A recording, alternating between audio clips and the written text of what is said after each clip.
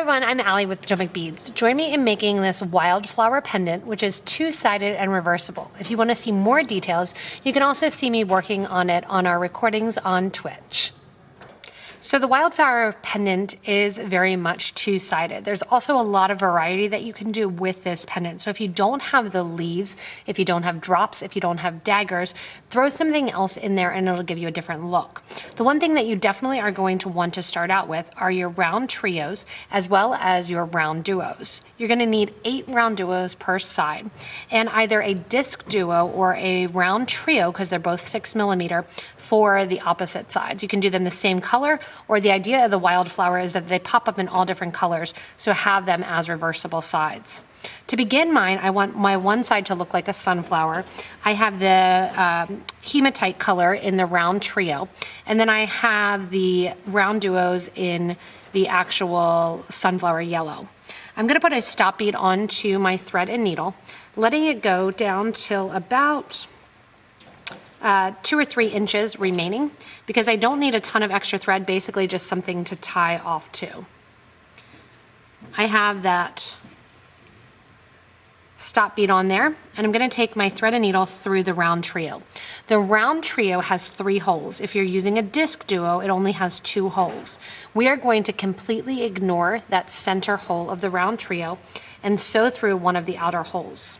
Coming out one of the outer holes, I want you to add on 2 of your 15-0s in that black color. Then we're going to grab our gold color in the 11-0s. And these are both Miyuki brand. I have black, and then I have the galvanized gold. So I have my 2 15-0s on. I'm going to put on one of my sunflower yellow, one 11, another of my round duos in that sunflower yellow, and then 2 more of my 15s. Going back to the side with a stop bead, I'm going to sew back through that same hole of the round trio bead. What this is going to do is decorate that side with these beads. Once I have that first set on there, I'm going to repeat the same thing, adding on 2 15s, a round duo, an 11-0, another round duo, and then 2 more of my 15-0 C beads. Once I have those on, I'm going to go from that first hole of the round trio to the 3rd hole of the round trio, which is going to reverse the thread and bring it back towards kind of that starter side. Give a nice tight pull so that way you don't have any extra thread showing on the design. From here, we're going to repeat the same thing again 2 more times. 2 15s, then your round duo, 11, round duo, 2 more 15s. This is going to be the same on both sides, both my pink side as well as my yellow side. Going back to the opposite side of where that thread is coming out of, that same hole, go ahead and pull and add those in. One more time now here.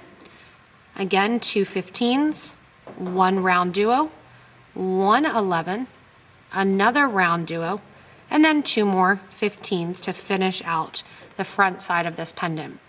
Go back through that first hole right near your stop bead where your thread is coming out of, and you'll exit on the other side of the round trio.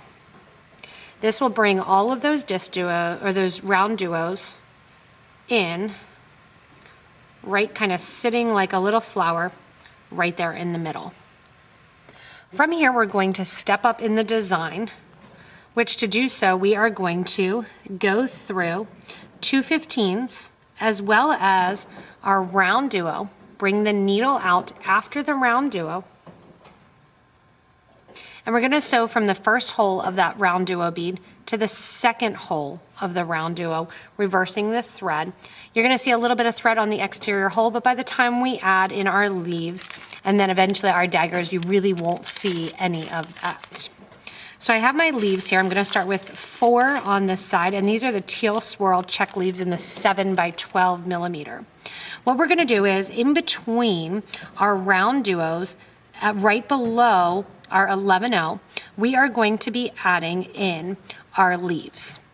In between the second hole of the actual round duo beads, we're going to be adding in an 11-0. So right here in between our round duo, along the sides here. We're going to add in 1 11-0 seed bead and sew through to the next RounDuo. Coming out here where there's already an 11, go ahead and pick up one of your leaves and sew through to the next RounDuo. After you get through the RounDuo here, you're going to pick up one more 11 and sew through to the next RounDuo as well. Sewing through then, you're going to add in, give a nice tight pull too, you want that to kind of sit nicely. Add in an 11 to round out and connect to that second hole there. And then where the 11-0 is, so basically every other, you're going to add in your leaf. Continuing around the circle doing this, you're going to get this first side of your Wildflower pendant. So I have 2 on, and I need to continue around adding in my 111 as well as my 2 remaining leaves. As you add in your last leaf, we're going to come back through and basically decorate on top of the leaf, which is actually going to stick the leaf and move it a little bit to the back. To do so, I'm going to go through the 11 as well as the RounDuo and out. Once you're out through that second hole of the RounDuo, go ahead and add 2 of your 11s. Go through the 11 that is already there. Add 2 more of your 11s, and then sew through that RounDuo 11 and over to the next RounDuo bead. This is going to push the leaves a little bit to the back and give them that nice kind of edged in effect towards the front of the pendant. As you finish up the center basically, or at the sides rather, adding in those 15s, you're going to go through your RounDuo, coming out through that top hole then. What we're going to do is actually downgrade so we get to the bottom hole. For this side, we're actually going to tie this off before starting the other side. You can do it all as one piece, but it's easier if you bring everything in towards the center here, tie it off, and I have enough thread on my needle that I don't need to thread another needle. I just brought my stop bead, or my starter bead rather, towards the back of the pendant. I'm going to pull that off. I don't see any extra thread showing. I'm going to tie the 2 knots together so I have my first side. I'm going to do the exact same thing with the pink color for the second side. On the second side, I do have my pastel pink on my RounDuos that I'll be using, as well as my copper for my middle of my flower. I'll then show you how we're going to sew them together, adding in our daggers or your leaves, depending on the look that you want to go for. So grab off this stop bead, tie this in 2 knots, and get ready to start the other side of your pendant.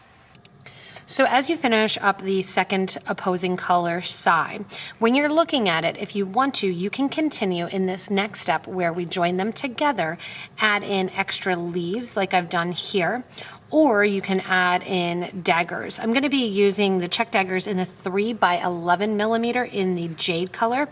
In my example piece that I made, I used all of the leaves that I had in that green swirl color in the actual design. So where I'm putting the daggers, I put in instead the leaves with an 11-0, then the leaf, then the 11-0. We're going to add an extra 11-0 in since we have the daggers. You want to think about the fact that these are going to be sitting, again, opposing. So the leaves are going to basically be facing each other on the inside, and they're going to be sitting opposite. So that way you have 8 of the bigger leaves sitting on opposite ends. I have my thread and needle coming out of one of my 11-0 seed beads on my second side. So I did not tie off the second side, I just did that to the first side. I still have the needle attached, and I want to make sure again that I'm coming out of that 11-0, not out of the RounDuo. So you're going to make sure to kind of finish that off. When you're coming out the 11-0 seed bead, to begin, we're going to go and attach our beads together and basically snake between one and the other. You're going to be attaching at the 11-0 seed beads that sit between the 2 RounDuo sections. Again, you want to make sure that you have the section sitting so the seed beads on your flowers are towards the outside on both sides. From here, you're going to grab some seed beads as well as some of your daggers, and again, sit them on opposite corners. So I have my 11-0 seed beads here. I'm going to dump a couple out. We're going to pick up 2 11-0s, one of my daggers, and one 11-0. You're going to go from that 11-0 on one of your pieces to the 11-0 on another one of your pieces. And sew through. That's going to pull that dagger, so it's just kind of hanging out right there in the middle. On the other side, one 11-0, one dagger, 2 11-0s. Go from one side and one 11-0 that sits between the round duos to the pink side and catch an 11-0 that sits between the round duos there. Sewing that in, you'll see how those daggers are going to kind of sit on the sides of that leaf as we go around the actual product. Again, as you continue and go around, keep in mind that if you want to, you can add in the leaves as the addition instead of the daggers. Again, here to the front of the design, I'm going to add 2 11s, one dagger,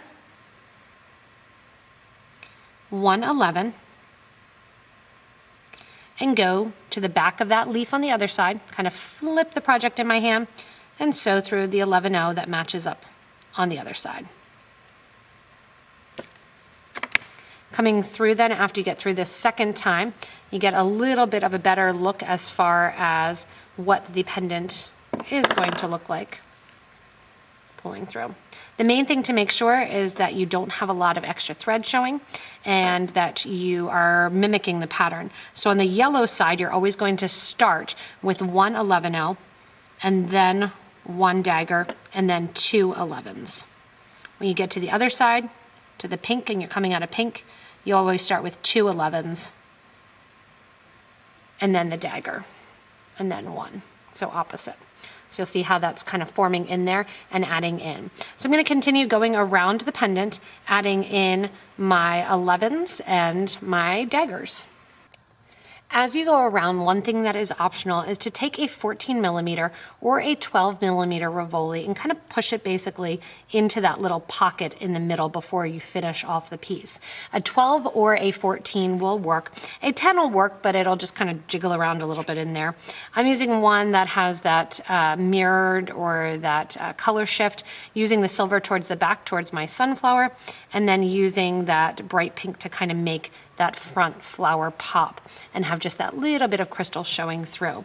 So it's not going to affect the design whether or not you leave it empty, like I did in the example piece using the leaves, or whether or not you leave the or put the crystal in as you're going around. You'll just do it basically as you're finishing up and adding in kind of the last of your daggers. And I'm sorry, I said 16. It should be 8 of the daggers, 8 additional leaves, 16 kind of whatever you're doing all together. So coming in after I went in and added this, I have that little space open, catching on the back.